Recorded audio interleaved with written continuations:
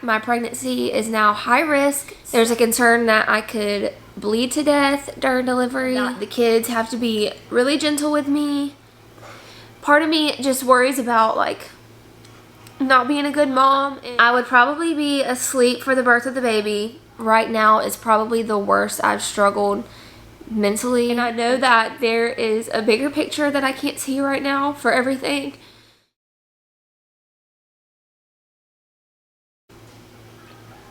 Hello y'all, welcome back to our channel. So I have a little bit of a pregnancy update for you guys. I'm not gonna waste any time, we're gonna get right into it. If you have been following us for a while, then you know that I have had some health concerns. One thing that I have is an autoimmune disease called Hashimoto's. Thankfully, that doesn't have a major effect on my pregnancy.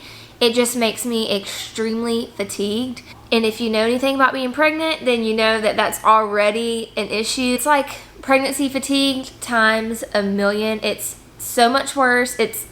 I'm literally the most tired I've ever been in my life. I was actually diagnosed with Hashimoto's pretty recently. It's been like several months now. And I have hypothyroidism as well. I just take a medication for that every single day. And I'll probably take it every single day for the rest of my life. But all is well. Just super tired because of that. So, this is where it gets real. I have had a blood disorder since I was little. To backtrack a little bit, I've always been a super tired person. As a kid, my energy levels were just not the same as my peers.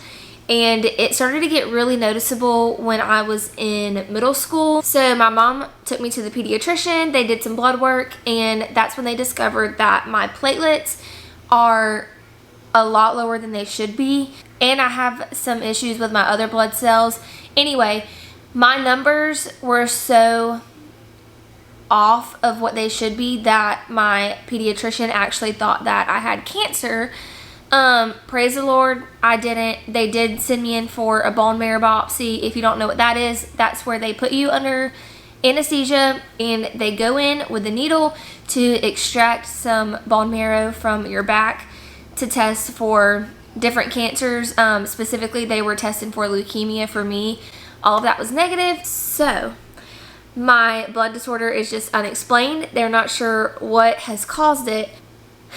The issue is, with pregnancy, your platelets already naturally drop, but the lowest that they should be is 150,000. I'm not going to get into numbers too much because I don't want to confuse anybody, but for a healthy adult, your platelets, really the lowest they should be is 150,000. The highest is 450,000. But with my other pregnancies, I lingered around 90,000, which is low, but I was okay. But for some reason, recently, my platelets have taken a pretty hefty drop. I haven't had any traumatic injury where I'm like bleeding out, so they're not really sure why this happened. With pregnancy, like in your first trimester, you get some blood work done. My platelets came back at 82,000. And my doctor was like, I think there was a fluke. There was something wrong with the blood work, so you need to go again. About a week and a half, 2 weeks later, I went back and they were actually worse at 76,000. So they are just rapidly dropping week by week, getting lower. No explanation for it. The issue is that with low platelets, your body does not have the ability to make blood clots. So you can see what the problem is when it comes to delivering a baby. Obviously, there's lots of blood involved, and there is a concern that I could bleed out during delivery. They really have no way of knowing right now. I have to see a hematologist and then I'll know more. But if they can't find a way to get my platelets to multiply before I deliver, then that could be really scary, because that is, you know, my life. I'm trying not to cry. It's really fine. Like, I've been fine with this. I'm just really emotional right now. Basically, there's a concern that I could bleed to death during delivery. which is extremely scary. Going into this third pregnancy, it was my goal to have a VBAC, which is when you have a vaginal delivery after a C-section. So I had a vaginal delivery with Sawyer, a C-section with Indy, and then I was gonna try and do a vaginal again.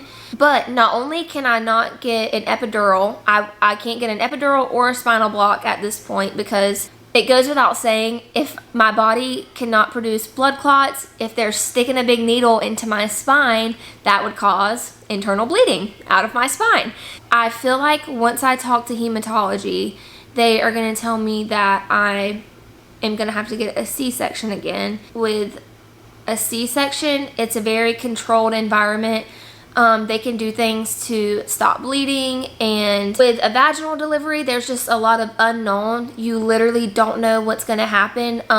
For example, with Sawyer's delivery, he was actually turned the wrong way, and no one knew it until I was pushing him out, and I ended up having to have a vacuum birth with him. It caused major trauma to my body. I had a pretty bad injury and there was very heavy bleeding. If that were to happen again, it would probably be really bad for me. With a C-section, obviously, like I said, they can't give me a spinal block, so they would put me under anesthesia, which is really stinky because I would be asleep for the birth of the baby. I told y'all I'm emotional. I would probably be asleep for the birth of the baby, but in the end, everything happens for a reason. I'm at peace with whatever the doctor says, and I'm just trusting the Lord because I know that this is His plan, not mine. So I went to the doctor yesterday and she did tell me that my pregnancy is now high risk. I've been really emotional about that because, here I go. I've been really emotional about that because I can't do anything that could potentially injure me in any way. I say injure, I mean like any minor bruise or cut or anything like that. If that were to happen to me right now, I could have internal bleeding. And in severe cases with the condition I have, it could even cause like spontaneous brain bleeds. I have to take it very easy. She really prefers me to not go to the gym.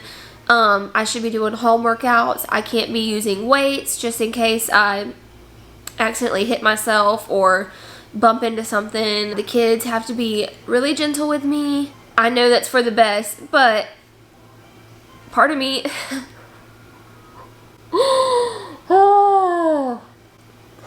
part of me just worries about like not being a good mom. And like me and the kids, we play rough and we wrestle and we swim together, and I'm always like accidentally getting hit by them. And it's just hard with them being so young because they don't understand why mommy has to take it easy and why I'm having to sit down more and not play with them like I used to. But the Lord is sovereign, and I know that there is a bigger picture that I can't see right now for everything. And I'm just praying that my kids don't think that I'm a horrible mom. That my kids don't think I'm a horrible mom for not being the same as I used to be.